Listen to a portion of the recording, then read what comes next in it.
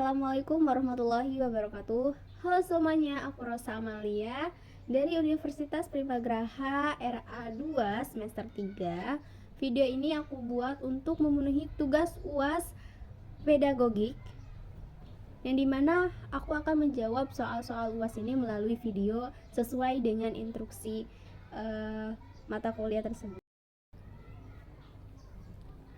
Oke, soal pertama yaitu pertanyaannya, perbandingan pendidikan sebagai transmitter of knowledge dan learning facilitator, mana yang lebih relevan saat ini?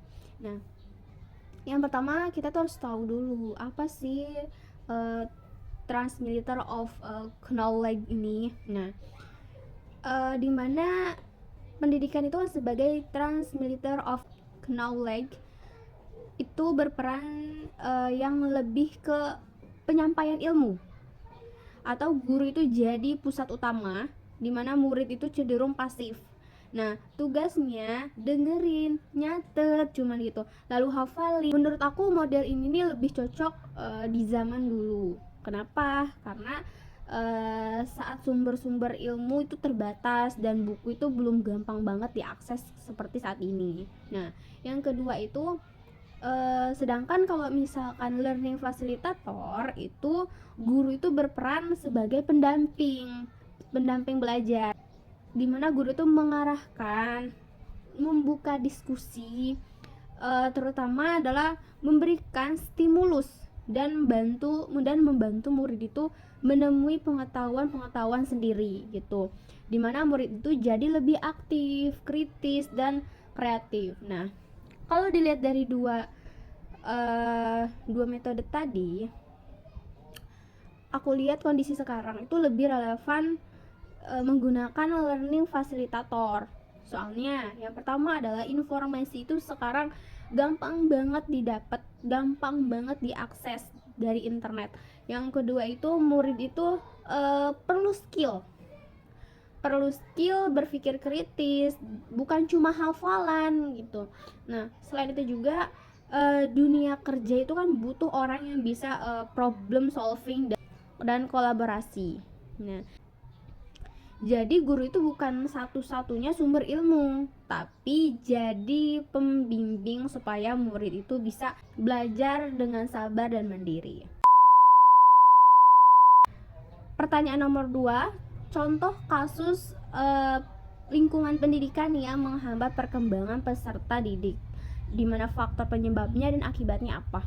Nah, contohnya yang sering kejadian adalah lingkungan sekolah yang terlalu fokus pada nilai dan ranking.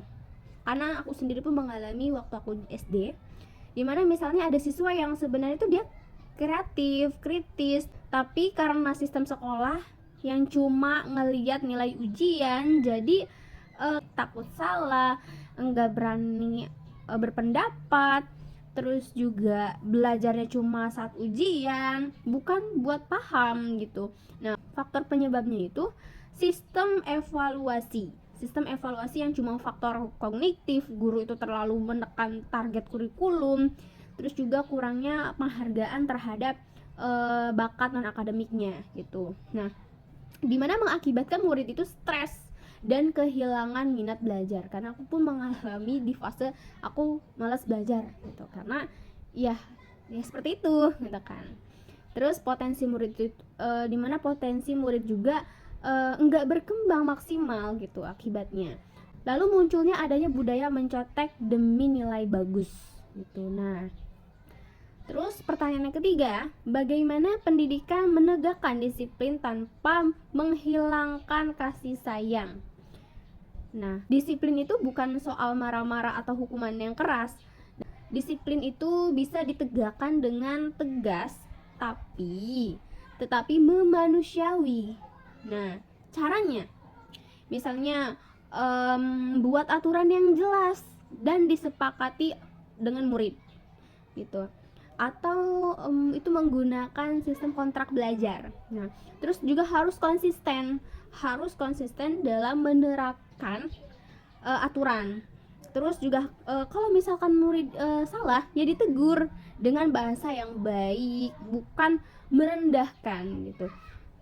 Karena aku juga melihat beberapa guru itu dia cara menegurnya itu merendahkan. Menurut aku itu kurang baik kan, karena dapat menimbulkan hal-hal negatif terhadap siswanya, cara berpikir atau cara pandangnya.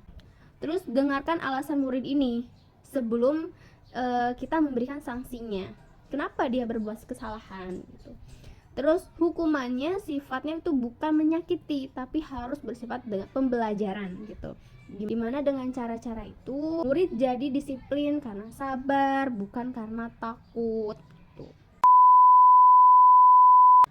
Pertanyaan yang keempat, apa paradigma pendidikan Islam berkontribusi pada perkembangan etika peserta didik? Nah, contohnya, menurut saya iya sangat berkontribusi. Pendidikan Islam itu nggak cuma fokus ke ilmu, tapi juga ke akhlak dan karakter gitu. Nah, dalam pendidikan Islam itu ilmu itu harus seimbang. Dalam pendidikan Islam itu ilmu harus seimbang dengan adab. Guru jadi teladan, bukan cuma pengajar. Nah, tujuan pendidikan bukan cuma pintar, tapi juga berakhlak, tetapi juga berakhlak baik. Nah,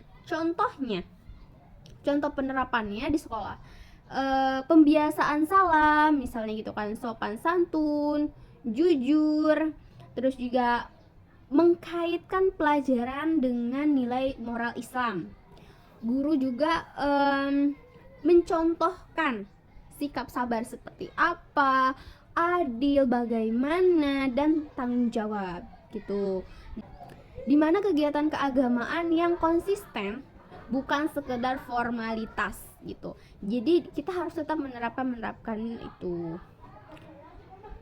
Pertanyaan terakhir yang kelima yaitu kritik terhadap pandangan pendidikan sebagai transfer pengetahuan saja. Apakah pendidikan bisa mengubah hakikat manusia? Nah,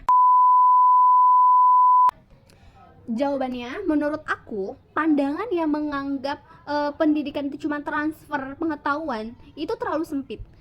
Soalnya pendidikan itu seharusnya membentuk karakter, membangunkan potensi, menumbuhkan kesadaran sosial dan moral. Nah, kalau pendidikan ini cuma mindahin ilmu dari guru ke murid gitu, maka hasilnya semua orang itu pintar tapi belum tentu beretika. Soal apakah pendidikan itu bisa mengubah hakikat manusia, menurut saya pendidikan itu tidak mengubah hakikat dasar manusia. Nah, tetapi bisa mengembangkan dan mengarahkan potensi manusia. Di mana manusia itu punya fitrah. Manusia itu punya fitrah, dan pendidikan itu berperan buat kayak mengasah akal, terus juga membentuk sikap, terus juga mengontrol perilaku gitu. Jadi pendidikan itu adalah proses memanusiakan manusia, bukan sekedar bikin orang pintar gitu. Oke teman-teman, 5 soal tadi sudah aku jawab. Sekian dari saya. Wassalamualaikum warahmatullahi wabarakatuh. Bye bye.